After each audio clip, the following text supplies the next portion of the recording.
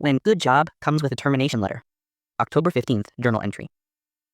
This is going to be a long, emotional entry. Part rant, part reflection, because honestly, I have no one I can truly confide in. Not my family, not my friends.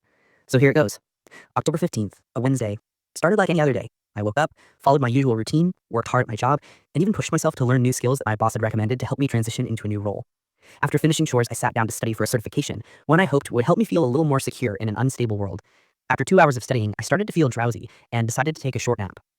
About 30 minutes later, I woke up groggy, but determined to shake it off and go play volleyball. I thought the drive might be worth it, that a bit of adrenaline might help with the quiet depression that had been creeping in lately. As I reached for my phone to check the time, I glanced at my Gmail notifications.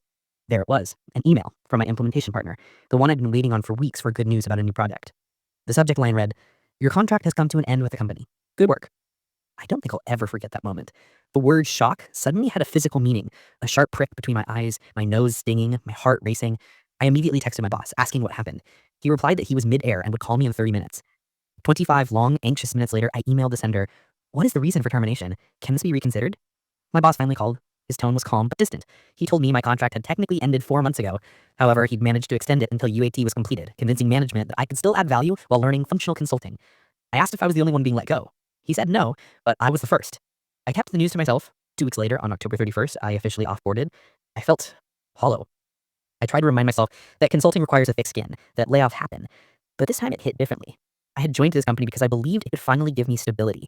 During my interview, I told my boss about how I had uprooted myself 17 times just to survive, chasing contracts, chasing paychecks, chasing a sense of belonging. I told him how much I craved stability now, especially because I'm pursuing studies on the side that require me to work from specific lab computers. He had reassured me back then, saying, "This company never lays off people. You'd have to do something exceptionally bad to be let go."